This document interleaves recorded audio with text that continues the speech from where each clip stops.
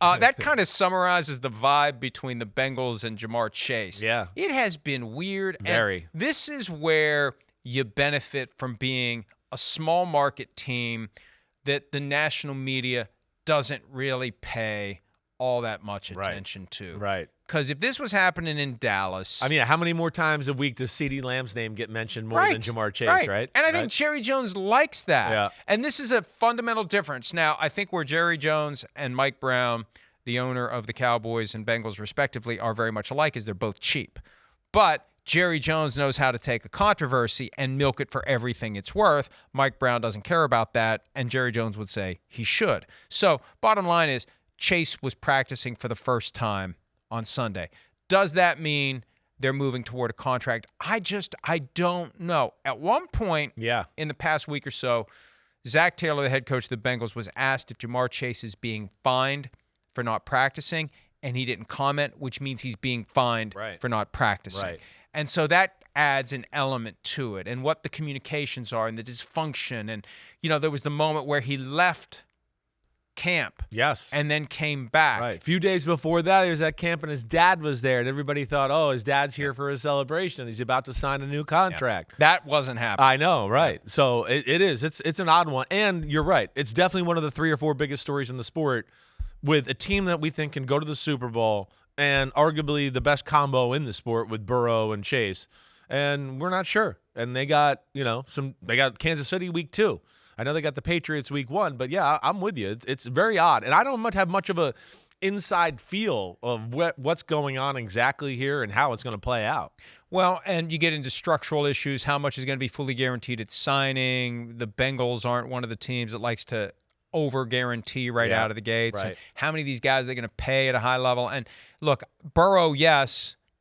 Do they think they could maybe go cheap at other positions and just have all your money in Burrow? Because that's the one great equalizer. They will say, the NFL would say that revenue sharing and salary cap is the great equalizer because it limits how much can be spent on veterans. The great equalizer is the draft. The great equalizer is the ability of the bad teams to get dibs and also of all teams to have 7 guys every year, barring trades, maybe more if you've got supplemental draft picks or compensatory picks, But getting that nucleus of guys every year at a very low price relative to what veterans cost, and those guys grow and develop. So you could have one high-priced player and just supplement around him. And they could do, hey, look at all these great receivers coming out every year. Why do we have to pay Jamar Chase? And that's probably part of what's going on, and they would do it by now.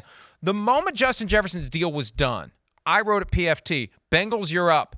And you if he wants $35.1 million new money average, you can get there because Chase has 2 years left at low amounts. It's easy to get to a new money average of $35.1 million. Do it now. It's never going to get cheaper. Mm-hmm. It's never going to be any easier. And why not get him in the fold? That's all. It's all about. When do you set the clock as 12?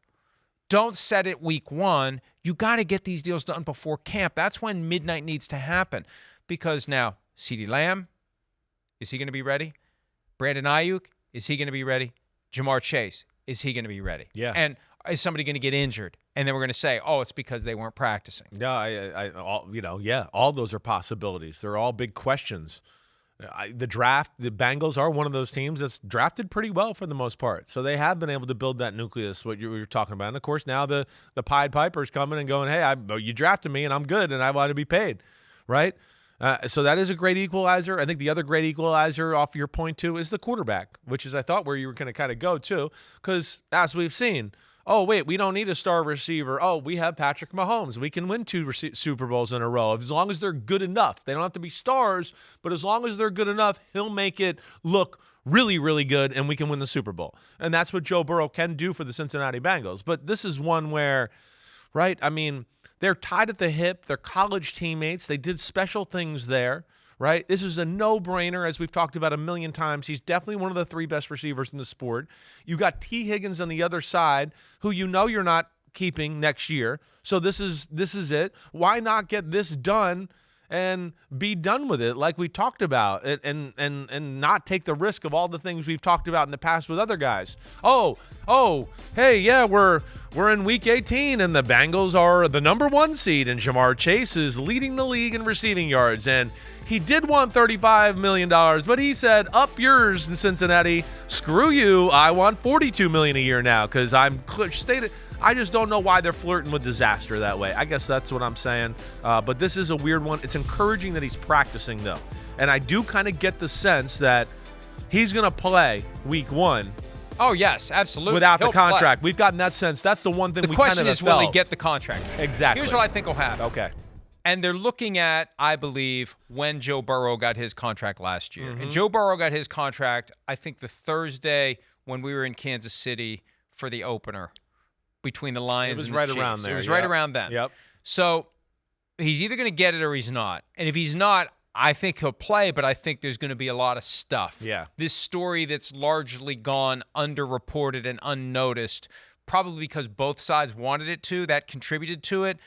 I think if he doesn't have a deal, then we're going to start hearing some things. Yeah. And it's going to potentially get ugly, and maybe Right. Joe Burrow gets involved, but I think they're willing to be patient to see if the Bengals will do the right thing when the time arrives. Now, here's the key, and this is the counter to what we always say about it's going to get more expensive, it's never going to get cheaper. Here's the reality, though. Even if it gets more expensive, Yeah. he's making $4.8 million this year. Yeah, I hear you. So if they can delay it by a year, Right. we got him for $4.8 million Yeah. for 2024. That's what the Vikings did last year with Justin Jefferson when they didn't work out a deal. Yeah, it got more expensive, but they didn't have to start writing those giant checks until 2024. Yeah. For That's the value in it. 2023, That's the they answer. avoided You're it. right. And look, the difference here is Brandon Ayuk, 5th year, option year. CeeDee Lamb, 5th year, option year. Chase, 4th year. But remember, when they put the rookie wage scale in place, the idea was, and I remember being at 345 Park Avenue, and I think it was after they moved from On your 280. anniversary? It used to Or be no? 280. It wasn't my anniversary. All right. It was in May, interviewing the commissioner, 2010. And that was when they were making the push to put in a rookie wage scale because Jamarcus Russell, Ryan Leaf, Right. all these busts, Right. they're taking all this money out of the system that could go to other players. Yeah. Fine. What do you do about the guys who aren't busts? Yeah. Who didn't get what they should have gotten? What Right. do you do? And the commissioner said, well, the teams will take care of their guys at the appropriate time. And they don't. That's the problem. 3 years in. And this was a bigger thing early on in this life cycle of the rookie wage scale. The best players 3 years in always got. And now it's like, we'll ride it out for 4. Definitely. Because we get that extra year at peanuts in comparison to what we're eventually going to have to pay. And the injury risk stays on the player for one more year. And it's harder to hold out now. That's the problem. It's more expensive. And you get into losing a year of eligibility toward free agency right away. You don't get that little buffer that you used to have to hold out for a little while. And with Chase, he would have held out, but he has, of his $4.8 million, $3.8 of it was in the form of a training camp roster bonus due on the 3rd day. That would have been gone forever if he would have held out. Right. Now, that's a way to make sure he gets his money in his 4th year, and this gets into guaranteed offsets and whatnot. But it's also something that forces you to show up. Right. So he was stuck. So bottom line is, if they don't get something done by next Thursday, that's when this could get ugly. He's still going to play, but that's when he could start talking. His agent could start talking. It could become a thing for Cincinnati. I mean, definitely. As we get closer, it's going to become more of a distraction. I mean, he's one of the best players in the sport, and they're a Super Bowl team, like we've talked about.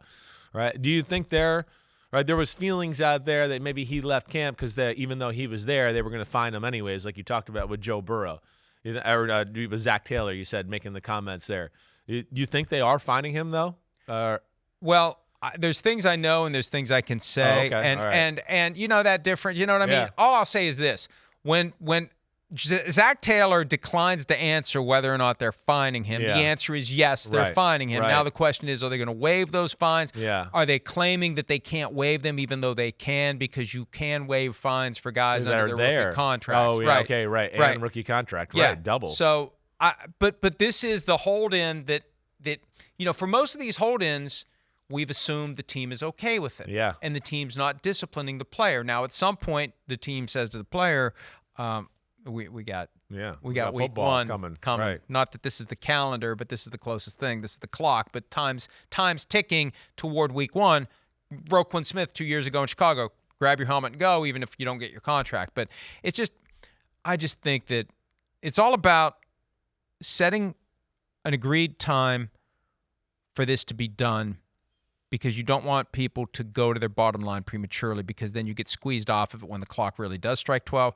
But why don't they set these deadlines before training camp? Look what the Vikings did with Justin Jefferson. Yeah. They didn't wait until they didn't have him hold in or hold out. Let's get this done. Let's have him here. And that's why staying away from the offseason program makes sure that they understand, hey, I'm not showing up if you don't give me the contract I deserve. Didn't work for CeeDee Lamb and the Cowboys, though. And I think that between Lamb, Ayuk, and Chase, we're going to be able to point to performance or something that makes us say, man, you know what? If they'd have been there, if they'd have gotten this done and they'd have been there, they'd be playing better. They wouldn't have gotten injured, whatever the case may be. We see this all the time. And we talked about this last week. We saw it in Deebo Samuel 2 years ago. He wasn't there the majority of the offseason. He was not the same the whole regular season. This is unfortunate because Bengals and Super Bowl window doesn't happen all that often, and it seems like it's self-inflicted and easy to fix here. And yes, that's like maybe the only thing I worry about with the Bengals right now is this situation. Everything else, I go, man, the team's good. They got depth. They got stars, right? They're coached well on both sides of the ball. They're tough. They're confident that they can beat Mahomes and everything there. And the one issue we got here is, wait, we don't want to pay the second best player on our football team?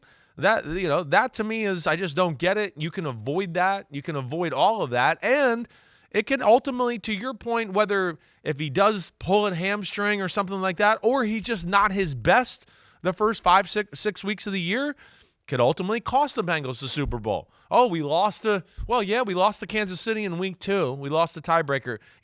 Chase wasn't quite himself yet, and he was still working his way back in.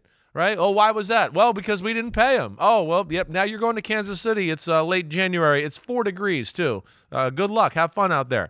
So that's where I don't love that aspect of it. It does feel self-inflicted. I'm surprised Burrow, and who knows, maybe behind the scenes he's trying. Yeah. But you would think he understands how this could go sideways for the team this year. Let's get this guy signed. This is my guy. Right. This is my guy. Right. I got mine. He needs his. And, yeah, you can play interchangeable parts around us. Get rid of Joe Mixon. Let T. Higgins leave after 1 year, the franchise tag. Whoever's available on defense, pay this guy, don't pay this guy, draft this guy, whatever. But it's going to be Jamar and me as the center of this team for years to come. But you know what? At some point, Burrow probably looks at Mahomes as well and says, yeah, if my best guy ever leaves, and that's where it becomes chicken and the egg. I hear you. Is it Chase and Higgins or is it Burrow? Right. And I feel like maybe the receivers have a little bit more to do with the success of the offense in Cincinnati than they do in Kansas It's a little different City. system altogether, right? It's a little bit more based on true West Coast stuff, right? And the route running and the timing, and Joe Burrow is like literally put him on a reel for a West Coast quarterback coaching reel. That's what he does. So it is a little bit more. And we've talked about Kansas City. They're not necessarily like that. They're just like, hey, Hollywood and Xavier, you're over here, just run over there. It's just fast over there. Go. And then Mahomes will find a window and throw it in there. And if there's no window, he'll buy a little time and then find a window and throw it to you. So it is a little bit more dependent on the receivers overall, I think, for the structure of their football team. But I hear you. And I think, hey, I know we've lost Tyreek Hill for Kansas City, but we can't forget that they do have still a go-to guy, Travis Kelce, right? You need one go-to, somewhat guy that changes the defensive game plan. They're not going to have a future with Higgins in Cincinnati. Jamar Chase is the guy. Get it done. Come on, Bengals. Okay, you have a chance to win $1 million in the NBC sweepstakes on Yahoo Fantasy. Just download the redesigned Yahoo Fantasy app or go to NBCSports.com/fantasymillion for additional details. What are you waiting for? Hi, it's Mike Florio. Thanks for watching PFT on YouTube. Hit subscribe for the latest news and analysis from Pro Football Talk.